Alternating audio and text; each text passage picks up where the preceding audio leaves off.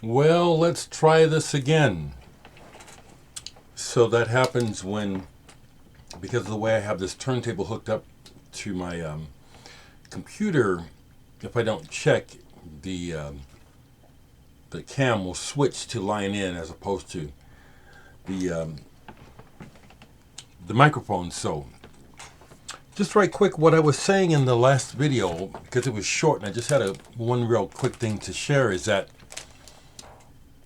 thank you all for sharing with me how you're doing and what you're thinking about the music. I loved hearing all the feedback about the Benny Mop, and yes, I've shown it a few times. It really is an exceptional piece of music.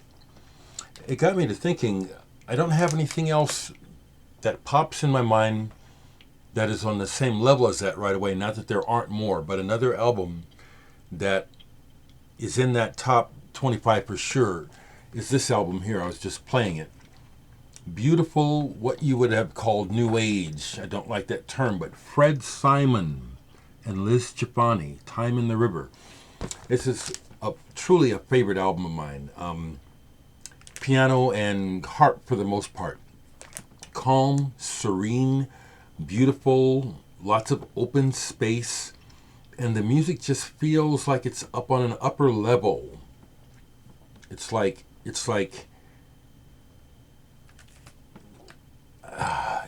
it makes you feel more enlightened. This music takes me up. Beautiful album. Really. I have other Fred Simon records. This one is the one. I like his approach in general. It can almost be kind of cocktail jazz at times, a little wallpaperish, but this one is exceptional.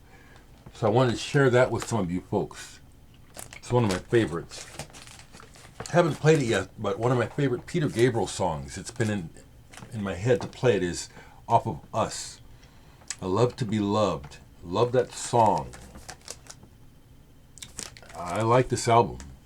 I saw him on this tour. Saw him on several tours, but this tour with the two stages was amazing. And I got to meet David Rhodes as well, the guitarist. Got to meet him. I'm going to play that. I wanted to share that of those jazz albums I bought, not a one of them was a stinker. The David Murrays are killer. Ming, this was the one I was, that was in the thumbnail for the one that you couldn't hear. Great stuff. What else did I show in that other video? Gracious, this English band, Prague. This is a reissue. When it came out, it had a different cover in America. I remember it because the cover looked like it was a country album, and I can remember a couple times passing on it when I had a chance to get it cheap, and I regret it because this is a very good progressive rock album out of the 70s. Very good. Another one I played, Ikarus. I showed this last year when I picked up this reissue. The story about the band is inside of here. This is just really good progressive. Yeah, I like prog. Not fake prog. Like, for example, Marillion's first albums I thought were just way too copycat. Then they grew. Marillion's grown into a great band. They have.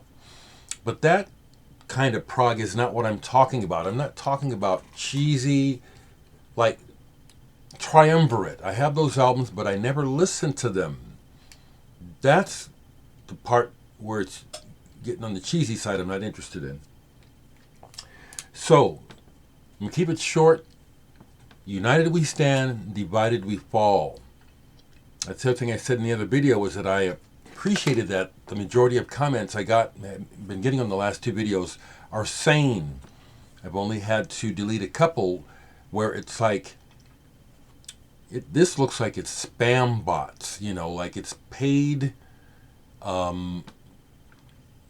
crap. It's like, man, how low, you know what I mean? Because at this point it's just real clear the motivation behind leaving. It's really obvious what the motivation is. We need to be healing. So this whole coming over here and showing your ass and being ignorant, it's there's no point to it. Never was. And I will compare you and lump you in with the people who stormed the Capitol. Fools, lost your minds, unconnected with the civility in your heart. No one in their right mind can tell me that what happened this last week in America at the Capitol has good intentions for the country or for the people. That was a real negative, that was a real low blow to everyone. And so, last thing I'll say is thank goodness they shut down Trump's Twitter and all that stuff, because the man is sick. And it is not a matter of free speech when the things you're saying are actually just causing damage and death and division.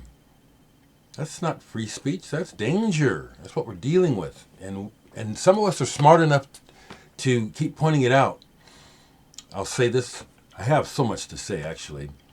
The dumbing down of the education system, where they stop teaching the humanities and objective thinking and debate, has a lot to do with this. People for generations have not been taught how to think objectively. People they receive input and they react, and therefore they're much more easy to manipulate, which is what's happening with the Trump cult. These people are, anything he says goes. Where's your objective critical thinking?